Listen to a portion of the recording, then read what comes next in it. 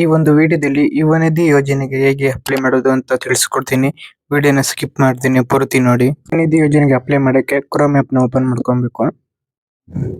Chrome app ನ open ಮಾಡ್ಕೊಂಡು ಇಲ್ಲಿ ಸರ್ಚ್ ಬಾರ್ ನಲ್ಲಿ ಸೇವಾ ಸಿಂಧು .gs ಅಂತ ಸರ್ಚ್ ಮಾಡ್ಕೊಬೇಕು. ನೆಕ್ಸ್ಟ್ ಇಲ್ಲಿ ಕರ್ನಾಟಕ ಸರ್ಕಾರ ಗ್ಯಾರಂಟಿ ಸ್ಕೀಮ್ಸ್ ಅನ್ನೋ ಒಂದು ಆಪ್ಷನ್ ಮೇಲೆ ನಾವು ಕ್ಲಿಕ್ ಮಾಡ್ಕೊಬೇಕು. ನೆಕ್ಸ್ಟ್ ಈ ರೀತಿ ಬರುತ್ತೆ. ಇಲ್ಲಿ ಯುವನಿಧಿ ಆಪ್ಷನ್ ಮೇಲೆ ಕ್ಲಿಕ್ ಮಾಡ್ಕೊಳ್ಳಿ, ಅಥವಾ ಇಲ್ಲಿ ಯುವನಿಧಿ ಯೋಜನೆಗೆ ಅರ್ಜಿ ಸಲ್ಲಿಸಲು ಇಲ್ಲಿ ಕ್ಲಿಕ್ ಮಾಡಿ ಅಂತ ಒಂದು ಆಪ್ಷನ್ ಇರುತ್ತೆ. ಆ ಒಂದು ಆಪ್ಷನ್ ಮೇಲೆ ಆದ್ರೂ ಸಹ ಕ್ಲಿಕ್ ಮಾಡ್ಕೊಬಹುದು. ಕ್ಲಿಕ್ ಮಾಡ್ಕೊಂಡ್ರೆ ನೆಕ್ಸ್ಟ್ ಈ ರೀತಿ ಬರುತ್ತೆ. ಇಲ್ಲಿ ನಿಮ್ದು ಏನಾದ್ರು ಸೇವಾ ಸಿಂಧು ಪೋರ್ಟಲ್ ಅಕೌಂಟ್ ಇದ್ರೆ ಇಲ್ಲಿ ಲಾಗಿನ್ ಆಗ್ಬಹುದು, ಅಥವಾ ಈ ಅಪ್ಲೈ ಮಾಡಕ್ಕೆ ಹೊಸಬರಾಗಿದ್ರೆ ಇಲ್ಲಿ ಕೆಳಗಡೆ ರಿಜಿಸ್ಟರ್ ಅಂತ ಒಂದು ಆಪ್ಷನ್ ಇರುತ್ತೆ. ಒಂದು ಆಪ್ಷನ್ ಮೇಲೆ ಕ್ಲಿಕ್ ಮಾಡ್ಕೊಬೇಕು. ನೆಕ್ಸ್ಟ್ ಈ ರೀತಿ ಬರುತ್ತೆ. ಇಲ್ಲಿ ನಮ್ಮ ಒಂದು ಆಧಾರ್ ಕಾರ್ಡ್ ನ ನಾವು ಎಂಟರ್ ಮಾಡ್ಕೊಬೇಕು. ಆಧಾರ್ ಕಾರ್ಡ್ ನಂಬರ್ ಎಂಟರ್ ಮಾಡ್ಕೊಂಡಾದ್ಮೇಲೆ ಇಲ್ಲಿ ಒಂದು ಕ್ಯಾಪ್ಚಾ ಇರುತ್ತೆ. ಒಂದು ಕ್ಯಾಪ್ಚಾ ನಾವು ಇಲ್ಲಿ ಎಂಟರ್ ಮಾಡ್ಕೊಬೇಕು. ಎಂಟರ್ ಮಾಡ್ಕೊಂಡು ಇಲ್ಲಿ ನೆಕ್ಸ್ಟ್ ಅಂತ ಒಂದು ಕೆಳಗಡೆ ಒಂದು ಆಪ್ಷನ್ ಇರುತ್ತೆ. ಆ ಒಂದು ಆಪ್ಷನ್ ನಾವು ಕ್ಲಿಕ್ ಮಾಡ್ಕೊಬೇಕು. ನೆಕ್ಸ್ಟ್ ಆಧಾರ್ ಕಾರ್ಡ್ ಗೆ ಲಿಂಕ್ ಆಗಿರೋ ಫೋನ್ ನಂಬರ್ ಗೆ ಒಂದು OTP ಬರುತ್ತೆ. ಆ ಒಂದು OTP ನ ನಾವು ಇಲ್ಲಿ ಎಂಟರ್ ಮಾಡ್ಕೊಬೇಕು. OTP ಎಂಟರ್ ಮಾಡ್ಕೊಂಡಾದ್ಮೇಲೆ ಇಲ್ಲಿ ಕಂಟಿನ್ಯೂ ಒಂದು ಆಪ್ಷನ್ ಮೇಲೆ ನಾವು ಕ್ಲಿಕ್ ಮಾಡ್ಕೊಬೇಕು. ನೆಕ್ಸ್ಟ್ ಈ ರೀತಿ ಬರುತ್ತೆ ಡಿಜಿ ಲಾಕರ್ ಅಂತ. ಇಲ್ಲಿಗೆ ಅಲೋ ಮಾಡ್ಕೊಬೇಕು ನಾವು ಇದನ್ನ. ನೆಕ್ಸ್ಟ್ ಈ ರೀತಿ ಬರುತ್ತೆ. ಇಲ್ಲಿ ಇಮೇಲ್ ಐಡಿ ಅಂತ ಇರುತ್ತೆ. ಅಲ್ಲಿ ನಮ್ಮ ಒಂದು ಇಮೇಲ್ ಐಡಿ ನಾವು ಎಂಟರ್ ಮಾಡ್ಕೊಬೇಕು. ನೆಕ್ಸ್ಟ್ ಅದ್ರ ಕೆಳಗಡೆ ಇಲ್ಲಿ ಮೊಬೈಲ್ ನಂಬರ್ ಅಂತ ಇರುತ್ತೆ. ಮೊಬೈಲ್ ನಂಬರ್ ಎಂಟರ್ ಮಾಡ್ಕೊಬೇಕು. ಮೊಬೈಲ್ ನಂಬರ್ ಎಂಟರ್ ಮಾಡ್ಕೊಂಡು ಇಲ್ಲಿ ಕೆಳಗಡೆ ಪಾಸ್ವರ್ಡ್ ಅಂತ ಇರುತ್ತೆ.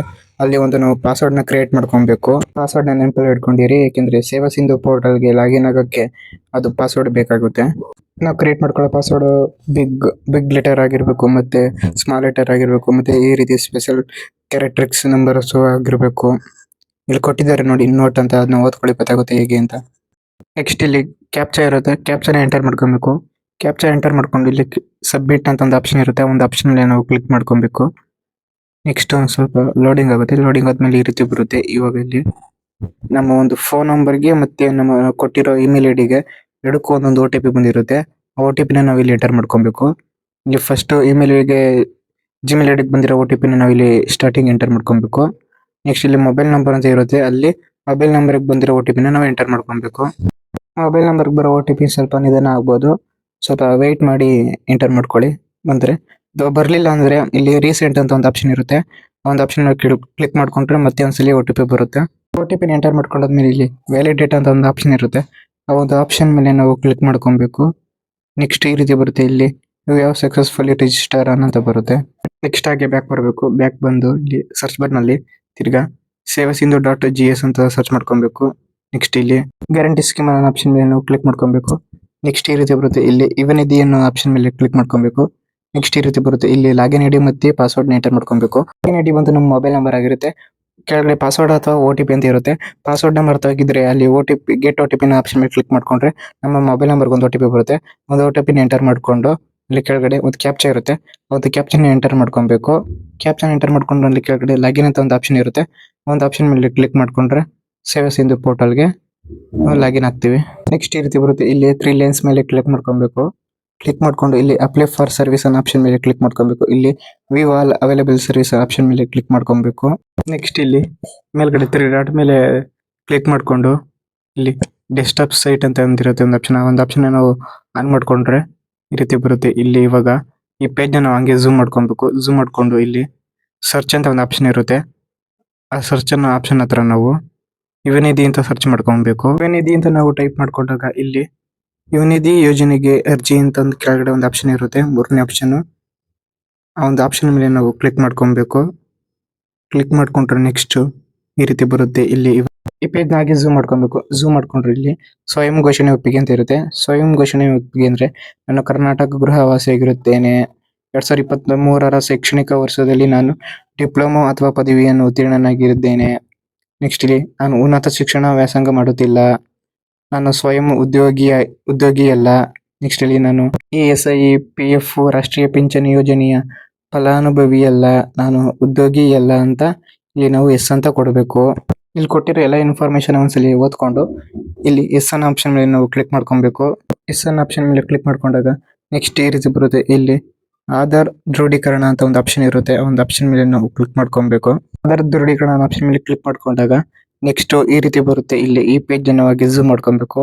ಆಧಾರ್ ನಂಬರ್ ಅಂತ ಇರುತ್ತೆ. ಇಲ್ಲಿ ನಮ್ಮ ಒಂದು ಆಧಾರ್ ಕಾರ್ಡ್ ನಂಬರ್ ನಾವು ಎಂಟರ್ ಮಾಡ್ಕೊಬೇಕು. ಆಧಾರ್ ಕಾರ್ಡ್ ನಂಬರ್ ಎಂಟರ್ ಮಾಡ್ಕೊಂಡು ಕೆಳಗಡೆ ಒಂದು ಬಾಕ್ಸ್ ಇರುತ್ತೆ. ಆ ಬಾಕ್ಸ್ ನಾವು ಟಿಕ್ ಮಾಡಬೇಕು ಈ ರೀತಿ. ನೆಕ್ಸ್ಟ್ ಇಲ್ಲಿ OTP ಮತ್ತೆ ಫಿಂಗರ್ ಪ್ರಿಂಟ್ ಅಂತ ಇರುತ್ತೆ.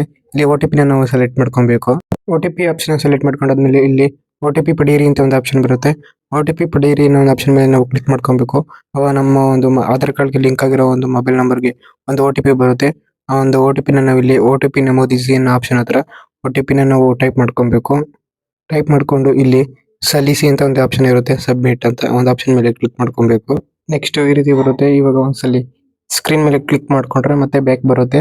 ಇಲ್ಲಿ ಆಧಾರ್ ವಿವರಗಳನ್ನು ಪಡೆಯಿರಿ ಅನ್ನೋ ಒಂದು ಆಪ್ಷನ್ ಮೇಲೆ ನಾವು ಕ್ಲಿಕ್ ಮಾಡ್ಕೊಂಡ್ರೆ ನಮ್ಮ ಒಂದು ಆಧಾರ್ ಕಾರ್ಡ್ ಇಲ್ಲಿ ಇರೋ ಡೀಟೇಲ್ಸ್ ಎಲ್ಲ ಬರುತ್ತೆ. ಇಲ್ಲಿ ನೇಮು, ಡೇಟ್ ಆಫ್ ಬರ್ತ್ ಮತ್ತೆ ಅಡ್ರೆಸ್ ಎಲ್ಲ.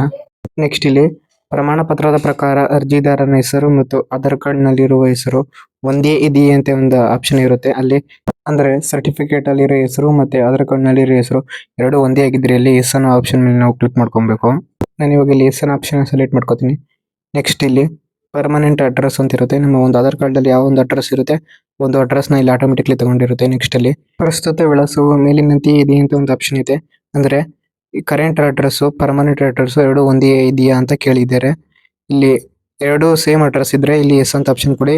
ಇಲ್ಲ ಪರ್ಮನೆಂಟ್ ಅಡ್ರೆಸ್ ಬೇರೆ ಕರೆಂಟ್ ಅಡ್ರೆಸ್ ಬೇರೆ ಅಂತ ಇದ್ರೆ ಇಲ್ಲಿ ನೋನ್ ಆಪ್ಷನ್ ಮೇಲೆ ಕ್ಲಿಕ್ ಮಾಡ್ಕೊಂಡು ಅಲ್ಲಿ ಇವಾಗ ಕರೆಂಟ್ ಅಡ್ರೆಸ್ ಎಂಟರ್ ಮಾಡ್ಕೊಬೇಕು. ಇಲ್ಲಿ ಕರೆಂಟ್ ಅಡ್ರೆಸ್ ನ ಎಂಟರ್ ಮಾಡ್ಕೊಂಡಾದ್ಮೇಲೆ ಇಲ್ಲಿ ಅರ್ಜಿದಾರರ ಜಿಲ್ಲೆ ಹೆಸರು ಅಂತ ಇರುತ್ತೆ. ಅಲ್ಲಿ ಒಂದು ನಮ್ಮ ಜಿಲ್ಲೆನ ನಾವು ಸೆಲೆಕ್ಟ್ ಮಾಡ್ಕೊಬೇಕು. ಪರ್ಮನೆಂಟ್ ಅಡ್ರೆಸ್ ಅಲ್ಲಿ ಯಾವ್ದೋ ಒಂದು ಜಿಲ್ಲೆ ಇರುತ್ತೆ, ಯಾವ ಜಿಲ್ಲೆಯನ್ನು ಸೆಲೆಕ್ಟ್ ಮಾಡ್ಕೊಬೇಕು. ನೆಕ್ಸ್ಟ್ ಅಲ್ಲಿ ಅರ್ಜಿದಾರರ ತಾಲೂಕು ಅಂತ ಇರುತ್ತೆ, ಅಲ್ಲಿ ನಮ್ಮ ಒಂದು ತಾಲೂಕನ್ನ ನಾವು ಸೆಲೆಕ್ಟ್ ಮಾಡ್ಕೊಬೇಕು. ನೆಕ್ಸ್ಟ್ ಇಲ್ಲಿ ಪಿನ್ ಕೋಡ್ ನಾವು ಎಂಟರ್ ಮಾಡ್ಕೊಬೇಕು. ಆಧಾರ್ ಕಾರ್ಡ್ ಅಲ್ಲಿ ಇರುತ್ತೆ ನೋಡಿ ಇಲ್ಲ, ಆ ಪಿನ್ ಕೋಡ್ ನಾವು ಎಂಟರ್ ಮಾಡ್ಕೊಬೇಕು.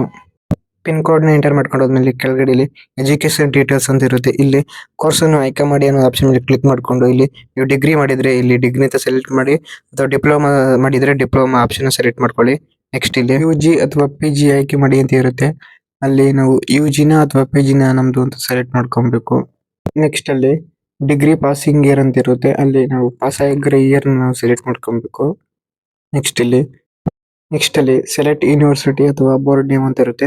ಅಲ್ಲಿ ನಮ್ಮ ಒಂದು ಯೂನಿವರ್ಸಿಟಿ ಅಥವಾ ಬೋರ್ಡ್ ನೇಮ್ ನಾವು ಸೆಲೆಕ್ಟ್ ಮಾಡ್ಕೊಬೇಕು.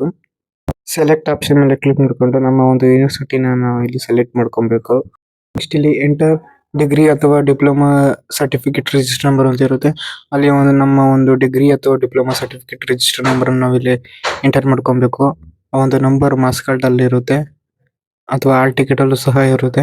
ರಿಜಿಸ್ಟರ್ ನಂಬರ್ ನ ಎಂಟರ್ ಮಾಡಿದ ತಕ್ಷಣ ನಮ್ಮ ಒಂದು ಹೆಸರು ಮತ್ತೆ ಕಾಲೇಜ್ ಹೆಸರು ಮತ್ತೆ ರಿಸಲ್ಟ್ ಡೇಟ್ ನೆಲ್ಲ ಆಟೋಮೆಟಿಕ್ಲಿ ಅದು ತಗೊಳುತ್ತೆ.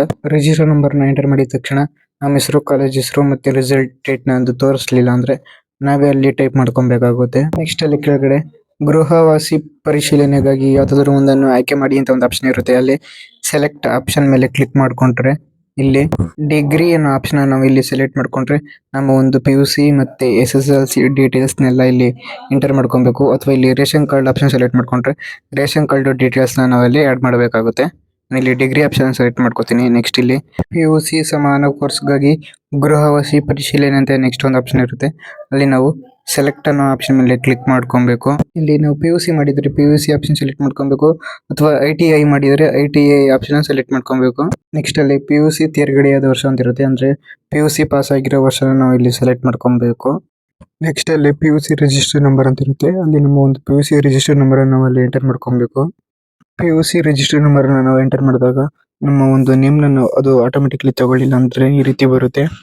ನಾವು ಮ್ಯಾನ್ಯಲ್ ಆಗಿ ನಮ್ಮ ಒಂದು ನೇಮ್ ನಾವು ಎಂಟರ್ ಮಾಡ್ಕೊಬೇಕಾಗುತ್ತೆ. ಇಲ್ಲಿ PUC ಪ್ರಕಾರ ವಿದ್ಯಾರ್ಥಿ ಹೆಸರು ಅಂತ ಇರುತ್ತಲ್ಲ, ಅಲ್ಲಿ ನೇಮ್ ನ ಎಂಟರ್ ಮಾಡ್ಕೊಂಡಾದ್ಮೇಲೆ ನೆಕ್ಸ್ಟ್ ಅಲ್ಲಿ SSLC ಪಾಸಿಂಗ್ ಇಯರ್ ಅಂತ ಇರುತ್ತೆ. ಅಲ್ಲಿ ಸೆಲೆಕ್ಟ್ ಅನ್ನೋ ಆಪ್ಷನ್ ಮೇಲೆ ಕ್ಲಿಕ್ ಮಾಡ್ಕೊಂಡು ನಮ್ಮ ಒಂದು SSLC ಪಾಸ್ ಆಗಿರೋ ಇಯರ್ ನಾವು ಅಲ್ಲಿ ಸೆಲೆಕ್ಟ್ ಮಾಡ್ಕೊಬೇಕು. ನೆಕ್ಸ್ಟ್ ಅಲ್ಲಿ SSLC ರಿಜಿಸ್ಟರ್ ನಂಬರ್ ಅಂತ ಇರುತ್ತೆ. ಅಲ್ಲಿ ನಮ್ಮ ಒಂದು SSLC ರಿಜಿಸ್ಟರ್ ನಂಬರ್ ಅನ್ನು ಎಂಟರ್ ಮಾಡ್ಕೊಬೇಕು. SSLC ರಿಜಿಸ್ಟರ್ ನಂಬರ್ ನಾವು ಎಂಟರ್ ಮಾಡಿದ ತಕ್ಷಣ ಅಲ್ಲಿ ನಮ್ಮ ಹೆಸರನ್ನ ಆಟೋಮೆಟಿಕ್ಲಿ ತಗೊಳ್ಳಿಲ್ಲ ಅಂತ ನಾವು ಮ್ಯಾನ್ಯಲ್ ಆಗಿ ಎಂಟ್ರಿ ಮಾಡಬೇಕಾಗುತ್ತೆ. ನೆಕ್ಸ್ಟ್ ಅಲ್ಲಿ ಅರ್ಜಿದಾರರ ಸಂಪರ್ಕ ವಿವರಗಳು ಅಂತ ಇರುತ್ತೆ. ಅಲ್ಲಿ ಅರ್ಜಿದಾರನ ಮೊಬೈಲ್ ಸಂಖ್ಯೆ ಅಂತ ಇರುತ್ತೆ. ಅಲ್ಲಿ ನಮ್ಮ ಒಂದು ಮೊಬೈಲ್ ನಂಬರ್ ನಾವು ಎಂಟರ್ ಮಾಡ್ಕೊಬೇಕು. ಮೊಬೈಲ್ ನಂಬರ್ ಎಂಟರ್ ಮಾಡಿದ್ಮೇಲೆ ಅಲ್ಲಿ ಸಿಂಪಲ್ ಆಗಿ ಸೈಡ್ ಅಲ್ಲಿ ಕ್ಲಿಕ್ ಮಾಡ್ಕೊಂಡ್ರೆ ನಮ್ಮ ಒಂದು ಮೊಬೈಲ್ ನಂಬರ್ಗೆ ಒಂದು OTP ಬರುತ್ತೆ. ಆ ಒಂದು OTP ನಾವು ಇಲ್ಲಿ ಎಂಟರ್ ಮಾಡ್ಕೊಬೇಕು. OTP ಎಂಟರ್ ಮಾಡ್ಕೊಂಡು ಇಲ್ಲಿ ವ್ಯಾಲಿಡೇಟ್ ಅಂತ ಒಂದು ಆಪ್ಷನ್ ಇರುತ್ತೆ. ಆ ಒಂದು ಆಪ್ಷನ್ ಮೇಲೆ ನಾವು ಕ್ಲಿಕ್ ಮಾಡ್ಕೊಬೇಕು. ಈಗ ಅದು ಒಂದು OTP ವೆರಿಫೈಡ್ ಆಗಿರುತ್ತೆ. ನೆಕ್ಸ್ಟ್ ಇಲ್ಲಿ ಅರ್ಜಿದಾರನ ಇಮೇಲ್ ಅಂತ ಇರುತ್ತೆ. ಅಲ್ಲಿ ನಮ್ಮ ಒಂದು ಇಮೇಲ್ ID ನಾವು ಎಂಟರ್ ಮಾಡ್ಕೊಬೇಕು. ಇಮೇಲ್ ID ನ ಎಂಟರ್ ಮಾಡ್ಕೊಂಡು ಅಲ್ಲಿ ಸೈಡ್ ಅಲ್ಲಿ ಹಂಗೆ ಕ್ಲಿಕ್ ಮಾಡ್ಕೊಂಡ್ರೆ ನಮ್ಮ ಒಂದು ಇಮೇಲ್ ID ಗೆ ಒಂದು OTP ಬರುತ್ತೆ. ಒಂದು OTP ನಾವು ಇಲ್ಲಿ ಎಂಟರ್ ಮಾಡ್ಕೊಬೇಕು. OTP ಎಂಟರ್ ಮಾಡ್ಕೊಂಡು ಇಲ್ಲಿ ವ್ಯಾಲಿಡೇಟ್ ಅನ್ನೋ ಆಪ್ಷನ್ ಮೇಲೆ ಕ್ಲಿಕ್ ಮಾಡ್ಕೊಬೇಕು. ಅದು ವೆರಿಫೈಡ್ ಆಗುತ್ತೆ. ನೆಕ್ಸ್ಟ್ ಇಲ್ಲಿ ಹಾಗೆ ಸ್ಕ್ರೋಲ್ ಡೌನ್ ಮಾಡಿದ್ರೆ ಕೆಳಗೆ ಇಲ್ಲಿ ಹೆಚ್ಚಿನ ವಿವರಗಳು ಅಂತ ಇರುತ್ತೆ. ಇಲ್ಲಿ ಕ್ಯಾಸ್ಟ್ ಕ್ಯಾಟಗರಿ ಅಂತ ಇರುತ್ತೆ. ಅಲ್ಲಿ ನಿಮ್ಮ ಒಂದು ಕ್ಯಾಸ್ಟ್ ಕ್ಯಾಟಗರಿ ನಾವು ಸೆಲೆಕ್ಟ್ ಮಾಡ್ಕೊಬೇಕು. ನೆಕ್ಸ್ಟ್ ಇಲ್ಲಿ ನಿಮಗೆ ಅಂಗವಿಕಲತೆ ಇದೆಯೇ ಅಂತ ಒಂದು ಆಪ್ಷನ್ ಇರುತ್ತೆ. ಅಲ್ಲಿ ನಿಮಗೆ ಅಂಗವಿಕಲತೆ ಇದ್ರೆ ಎಸ್ ಅಂತ ಕೊಡಿ, ಇಲ್ಲ ಅಂದ್ರೆ ನೋ ಅಂತ ಕೊಡಿ. ಕೊಟ್ಟು ಇಲ್ಲಿ ವರ್ಡ್ ವೆರಿಫಿಕೇಶನ್ ಅಂತ ಇರುತ್ತೆ. ಅಲ್ಲಿ ಒಂದು ನಂಬರ್ ಕೊಟ್ಟಿರ್ತಾರೆ. ಆ ಒಂದು ನಂಬರ್ ನಾವು ಎಂಟರ್ ಮಾಡ್ಕೊಬೇಕು. ಎಕ್ಸಾಂಪಲ್ ಗೆ ನಮಗೆ 682687 ಅಂತ ಕೊಟ್ಟಿದ್ದಾರೆ. ನಿಮಗೆ ಬೇರೆ ಬಂದಿರುತ್ತೆ ನಂಬರು. ಆ ನಂಬರ್ನ ಇಲ್ಲಿ ಎಂಟರ್ ಮಾಡ್ಕೊಂಡು ಇಲ್ಲಿ ಸಬ್ಮಿಟ್ ಅಂತ ಒಂದು ಆಪ್ಷನ್ ಇರುತ್ತೆ. ಒಂದು ಆಪ್ಷನ್ ಮೇಲೆ ಕ್ಲಿಕ್ ಮಾಡ್ಕೊಬೇಕು. ನೆಕ್ಸ್ಟ್ ಈ ರೀತಿ ಬರುತ್ತೆ. ಇಲ್ಲಿ ನಾವು ಫಿಲ್ ಮಾಡಿರೋ ಡೀಟೇಲ್ಸ್ ಎಲ್ಲ ಇಲ್ಲಿ ಬರುತ್ತೆ. ನಮ್ಮ ಡೀಟೇಲ್ಸ್ ಎಲ್ಲ ಸರಿಯಾಗಿದೆಯಾ ಅಂತ ಒಂದ್ಸರಿ ನಾವು ನೋಡ್ಕೊಬಹುದು ಇಲ್ಲಿ. ನೆಕ್ಸ್ಟ್ ಈ ಅಕ್ನಾಲೆಜ್ಮೆಂಟ್ ಅಲ್ಲಿ ಏನಾದ್ರು ಚೇಂಜಸ್ ಮಾಡಬೇಕು ಅಂದ್ರೆ ಇಲ್ಲಿ ಎಡಿಟ್ ಅನ್ನೋ ಆಪ್ಷನ್ ಮೇಲೆ ಕ್ಲಿಕ್ ಮಾಡ್ಕೊಂಡು ಚೇಂಜ್ ಮಾಡ್ಕೊಬಹುದು. ನೆಕ್ಸ್ಟ್ ಇಲ್ಲಿ ಅಟ್ಯಾಚ್ ಆನ್ಸರ್ ಅನ್ನೋ ಆಪ್ಷನ್ ಮೇಲೆ ಕ್ಲಿಕ್ ಮಾಡ್ಕೊಬೇಕು. ನೆಕ್ಸ್ಟ್ ಈ ರೀತಿ ಬರುತ್ತೆ. ಇಲ್ಲಿ PUC ಸರ್ಟಿಫಿಕೇಟ್ ನ ಅಪ್ಲೋಡ್ ಮಾಡಕ್ಕೆ ಇಲ್ಲಿ ಕೇಳ್ತಿದೆ. ಇಲ್ಲಿ PUC ಸರ್ಟಿಫಿಕೇಟ್ ನ ನಾವು ಇಲ್ಲಿ ಫೋಟೋನ ಅಪ್ಲೋಡ್ ಮಾಡಬೇಕು. ಸೆಲೆಕ್ಟ್ ಅನ್ನೋ ಆಪ್ಷನ್ ಮೇಲೆ ಕ್ಲಿಕ್ ಮಾಡ್ಕೊಂಡು ಇಲ್ಲಿ PUC ಸರ್ಟಿಫಿಕೇಟ್ ಅನ್ನೋ ಆಪ್ಷನ್ ಸೆಲೆಕ್ಟ್ ಮಾಡ್ಕೊಬೇಕು. ನೆಕ್ಸ್ಟ್ ಇಲ್ಲಿ ಚೂಸ್ ಫೈಲ್ ಅನ್ನೋ ಆಪ್ಷನ್ ಮೇಲೆ ಕ್ಲಿಕ್ ಮಾಡ್ಕೊಂಡು ನಮ್ಮ ಒಂದು PUC ಮಾರ್ಕ್ಸ್ ಗಳನ್ನ ನಾವು ಇಲ್ಲಿ ಅಪ್ಲೋಡ್ ಮಾಡಬೇಕು. ನಾವು ಅಪ್ಲೋಡ್ ಮಾಡೋ ಮಾರ್ಕ್ಸ್ ಕಾರ್ಡ್ ಫೋಟೋ 1 MB ಗಿಂತ ಕೆಳಗಿರಬೇಕು. ಅಥವಾ 1 MB ಇದ್ರೆ ಆಗುತ್ತೆ. ನೆಕ್ಸ್ಟ್ ಇಲ್ಲಿ ಅಪ್ಲೋಡ್ ಮಾಡ್ಕೊಂಡು ಇಲ್ಲಿ ಸೇವ್ ಆನ್ಸರ್ ಅನ್ನೋ ಆಪ್ಷನ್ ಮೇಲೆ ಕ್ಲಿಕ್ ಮಾಡ್ಕೊಬೇಕು. ನೆಕ್ಸ್ಟ್ ಲೋಡಿಂಗ್ ಆಗುತ್ತೆ. ಸ್ವಲ್ಪ ಲೋಡಿಂಗ್ ಆದ್ಮೇಲೆ ನೆಕ್ಸ್ಟ್ ಈ ರೀತಿ ಬರುತ್ತೆ. ಇಲ್ಲಿ ಪೇಜ್ ನ ಝೂಮ್ ಮಾಡ್ಕೊಂಡ್ರೆ ಇಲ್ಲಿ ಕೆಳಗಡೆ ಸಬ್ಮಿಟ್ ಅಂತ ಒಂದು ಆಪ್ಷನ್ ಇರುತ್ತೆ. ಆ ಒಂದು ಆಪ್ಷನ್ ಮೇಲೆ ನಾವು ಕ್ಲಿಕ್ ಮಾಡ್ಕೊಬೇಕು.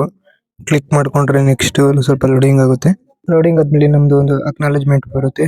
ಇದನ್ನ ನಾವು ಇದನ್ನ ಫೋನ್ಗೆ ಹೇಗೆ ಸೇವ್ ಮಾಡ್ಕೊಳ್ಳೋದು ಅಂದ್ರೆ ಇದನ್ನ PDF ಆಗಿ ಇಲ್ಲಿ ಪ್ರಿಂಟ್ ಅಂತ ಒಂದು ಆಪ್ಷನ್ ಇರುತ್ತೆ. ಆ ಒಂದು ಆಪ್ಷನ್ ಮೇಲೆ ನಾವು ಕ್ಲಿಕ್ ಮಾಡ್ಕೊಬೇಕು. ನೆಕ್ಸ್ಟ್ ಅದು ಈ ರೀತಿ ಬರುತ್ತೆ. ಇಲ್ಲಿ ಸೆಲೆಕ್ಟ್ ಎ ಪ್ರಿಂಟರ್ ಅನ್ನೋ ಆಪ್ಷನ್ ಇರುತ್ತೆ. ಅಲ್ಲಿ ಸೇವ್ ಎಸ್ PDF ಅನ್ನೋ ಆಪ್ಷನ್ ಸೆಲೆಕ್ಟ್ ಮಾಡ್ಕೊಂಡು ಇಲ್ಲಿ PDF ಆಪ್ಷನ್ ಮೇಲೆ ಕ್ಲಿಕ್ ಮಾಡ್ಕೊಂಡ್ರೆ ನೆಕ್ಸ್ಟ್ ಈ ರೀತಿ ಬರುತ್ತೆ. ಇಲ್ಲಿ ಆ ಫೈಲ್ ನೇಮ್ ನಾವು ಬೇಕಾದ್ರೆ ಚೇಂಜ್ ಮಾಡ್ಕೊಬಹುದು. ಅಥವಾ ಇಲ್ಲಿ ಸೇವ್ ಆಪ್ಷನ್ ಮೇಲೆ ಕ್ಲಿಕ್ ಮಾಡ್ಕೊಂಡ್ರೆ ಅದು PDF ನಮ್ಮ ಫೋನ್ ಅಲ್ಲಿ ಸೇವ್ ಆಗಿರುತ್ತೆ. ಯುವನಿಧಿ ಯೋಜನೆಗೆ ಅಪ್ಲೈ ಮಾಡೋ ವಿಧಾನ ಇದಾಗಿತ್ತು. ನೆಕ್ಸ್ಟ್ ಯುವನಿಧಿ ಯೋಜನೆಯ ಸ್ಟೇಟಸ್ ನ ಹೇಗೆ ಟ್ರ್ಯಾಕ್ ಮಾಡೋದು ಅಂದ್ರೆ ನೆಕ್ಸ್ಟ್ ಒಂದು ವಿಡಿಯೋ ಮಾಡ್ತೀನಿ. ಯುವನಿಧಿ ಯೋಜನೆಯ ಸ್ಟೇಟಸ್ ಚೆಕ್ ಮಾಡೋದ್ರಿಂದ ಅದು ಪ್ರೊಸೆಸಿಂಗ್ ಅಲ್ಲಿ ಇದೆಯಾ, ಪೇಮೆಂಟ್ ಸ್ಟೇಟಸ್ ಹೇಗಿದೆ ಅಂತೆಲ್ಲ ನಾವು ತಿಳ್ಕೊಬಹುದು.